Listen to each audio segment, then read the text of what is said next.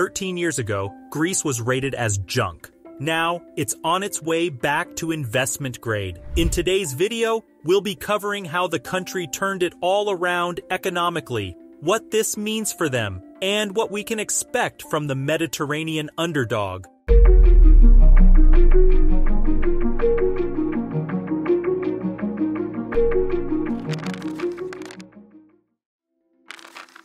Scope Ratings upgraded Greece's position to investment grade, demonstrating the country's improvement in restoring its public finances 13 years after it became the first member of the Eurozone to have its credit rating downgraded.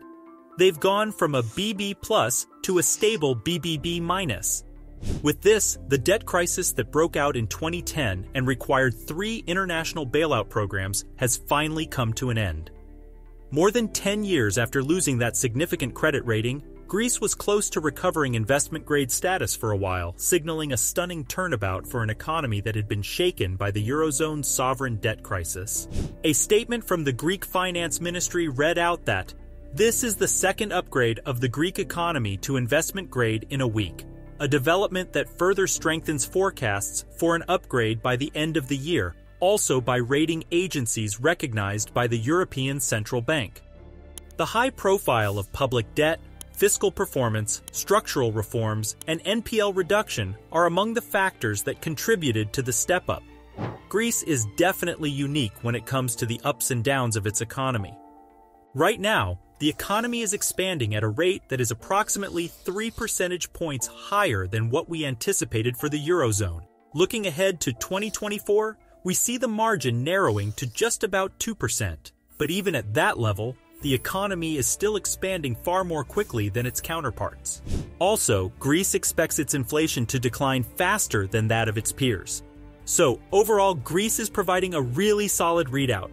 The MSCI All Greece Select 2550 Index returned 3.53% in 2022, compared to a loss of -19.81% for the MSCI Emerging Markets IMI Index and a loss of 18.13% for the S&P 500 Index. Despite Greek stocks' reputation of being volatile, how they did in the past doesn't mean they couldn't get better results in the future, and they proved it.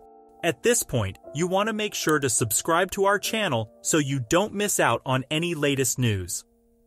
Their GDP is expected to continue increasing more quickly than the average for the Eurozone, outpacing it by almost 300 basis points last year. Also, there have been positive marginal GDP revisions, and government officials emphasized that over the last 3 years, economic growth has consistently exceeded expectations. For instance, unemployment has dropped to 12%, the lowest level since 2010 and well below 2019 levels, and the nation boasts perhaps the most aggressive fiscal consolidation among EU countries since the pandemic.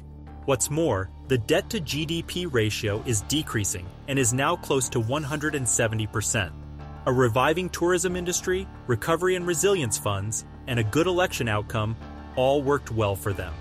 Imagine, Greece is starting a capital expenditure cycle with help from years of underinvestment and recovery and resilience funds seeping into the economy, while many other countries are slowing down growth in the face of inflation. Now, EU member states must create plans outlining the reforms and investments that will be funded with the RRF in order to be eligible for funding. Such plans, referred to as National Recovery and Resilience Plans, must be evaluated by the European Commission and approved by the Council. Greece was a pioneer in this program and expects to receive more than 30 billion euros by 2025. They've already received over 10 billion euros, and the government has already approved projects totaling more than 3 billion euros. The majority of these initiatives are focused on exports, tourism, green energy transition, energy efficiency, and digitization. The basic line is that Greece seems to be stepping on the gas while the rest of the world is seeing projects postponed due to rising interest rates and slower growth. Let's not forget that 20% of Greece's GDP is made up of tourism. Officials anticipate that this year's levels will return to those of 2019, which will be fueled by a strong U.S. currency and huge pent-up demand from a reopened China. The recuperation began slowly and gradually. Keep in mind that the Greek economy lost more than a third of its GDP between its peak and its low point in 2013. So after a few years of slowly growing, it started to climb back slowly as well. The fact that so much of the GDP was lost is not surprising, because growth in terms of a nation's capacity to invest, develop capital, and increase productivity will be difficult to achieve. Of course, COVID hurt the economies of most nations, and Greece was no exception. But what has transpired after COVID is really inspiring and rather unexpected. Beginning in 2021, but particularly from 2022 onward, Greece's economic activity has been exceptionally solid. Now let's look at what this means for the country. Particularly in the tourism industry, there is a cyclical element that's crucial to keep in mind. The increase in capital formation and expenditure is a key factor. Greece has increased its capacity for production by adding more factories, infrastructure, and equipment. That's an important economic factor, and in previous years, there wasn't much activity in that area. They invested as little as 10% of their GDP annually during the past 10 years. And before the global financial crisis, Greece invested around 24% of its GDP annually, to give you an idea of what that represents. Now, if 24% drops to 10% every year for 10 years with some volatility, imagine what that does to a country. So while capital expenditures are increasing across Europe, they're more so in Greece, where spending is expected to increase by at least 50%. Plus, the country will receive a substantial fiscal support package that will continue until 2026 and cover more than 3% of its GDP annually, giving them an opportunity like no other. Also, Greece has invested 7% less of its GDP in capital formation than the rest of the Euro region since the sovereign debt crisis. So the story of public investment ends. But normally, that trickles down into private investment, which is exactly what we're starting to see right now. Capital investment in Greece begins with the 3% fiscal support, but it doesn't stop there. The private sector is driving significant change in Greece, which is highly encouraging for the future. Liking the video so far? Drop us a thumbs up. One of the most crucial things to look out for is a commitment to support the RRF in order to develop and facilitate the structural transformation of the economy. Since the end of its bailout program in 2018, the nation, which was rated junk by the three major rating agencies, has fought to regain investor confidence and the highly sought-after grade, which serves as a seal of approval for fiscal probity. Investors are hoping that the new government will continue reforms, allowing Greece to maintain a healthy economy. Greek 10-year bonds at 3.9% were trading roughly 50 base points below Italy's, which is the greatest dip since at least 1999. And that's despite the fact that Italy has investment-grade credit ratings from three major rating agencies.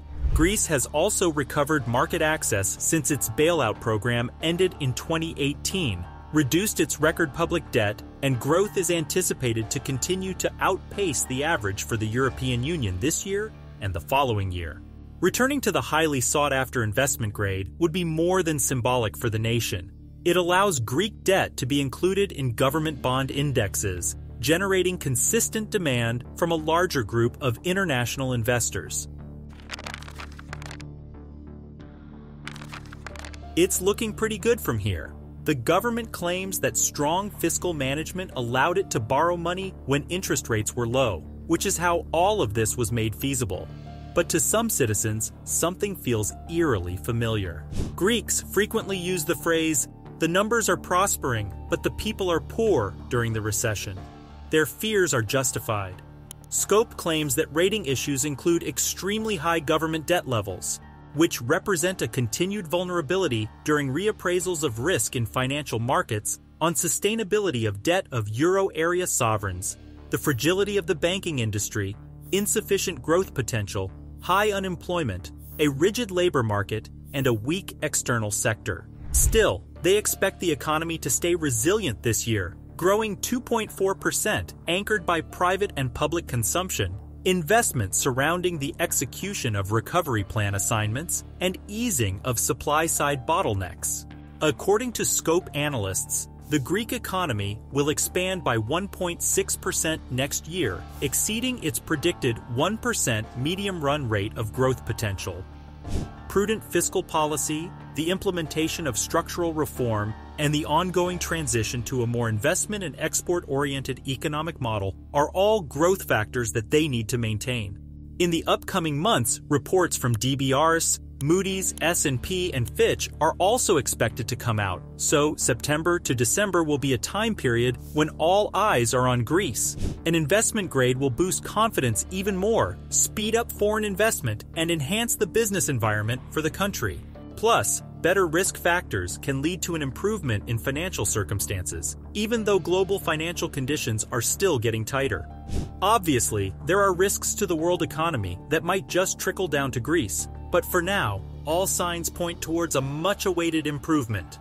Let us know in the comments below what your predictions are for Greece in the upcoming months, and make sure to subscribe to stay updated to the latest news. We'll see you in the next video.